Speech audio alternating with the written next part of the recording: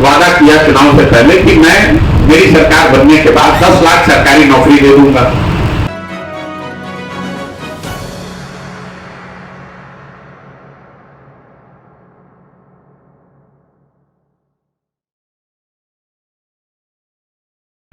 वादा किया चुनाव से पहले कि मैं मेरी सरकार बनने के बाद 10 लाख सरकारी नौकरी दे दूंगा। पहले कैबिनेट में ही दे दूंगा, पहला निर्णय ही वही करूंगा। अब सबको उस समय भी मालूम था कि ये झूठा वादा है, ये हो नहीं सकता है उनसे। उन्होंने कुछ सोचा समझा है नहीं, ऐसे वादा कर दिया। अब आज वो सरकार में है, स्वाभाविक तौर पे नौकरी तो दे नहीं पा रहे हैं, लेकिन इसके बावजूद कम से कम ये चर्चा तो हो रही है कि भाई आपने ये वादा किया था, इसको कब पूरा कीजिएगा। आरजेडी जैसे दल को, जिसने 15 साल शासन में रहते हुए कभी रोजगार की चर्चा ही नहीं की, आज कम से कम उनको ये बताना तो पड़ रहा है कि भाई हम 10 लाख का हमने वादा किया, हम प्रयासरत हैं, हम कोशिश कर रहे हैं, हमने 10,000 नौकरी दी, हमने 5,000 दी। चर्चा तो रोजगार की हुई।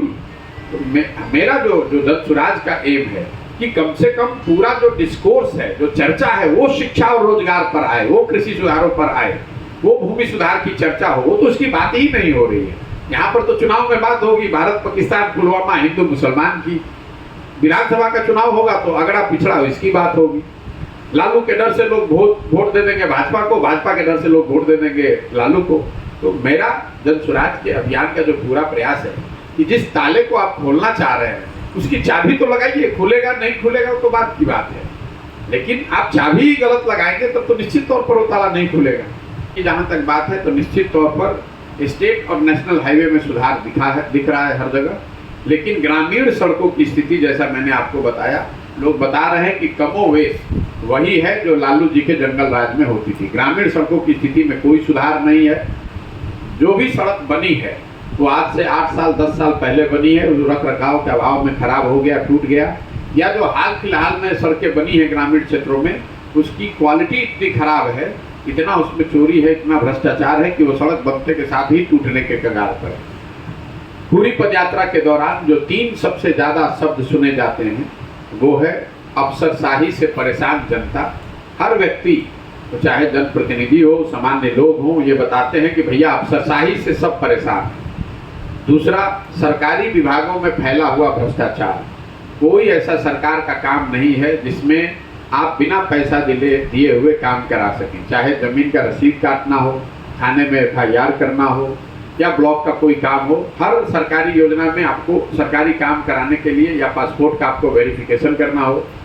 दूसरा जो पलायन है, गांव में हम लोग जब जाकर देख रहे हैं तो पता चल रहा है कि 40 से 50% जो युवा है वो करीब करीब बाहर ही मजदूरी करने को गया है।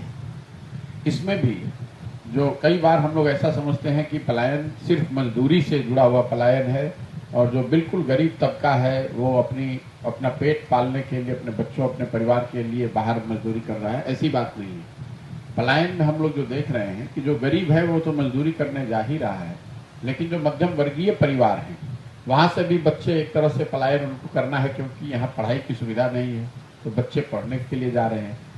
जो इक्का दुक्का लोग जिनके बच्चे नौकरी पा जा रहे हैं उनको भी बाहर ही रहना है, क्योंकि बिहार में नौकरी का कोई अवसर है नहीं, अच्छे नौकरी का कोई अवसर ज्यादा है नहीं।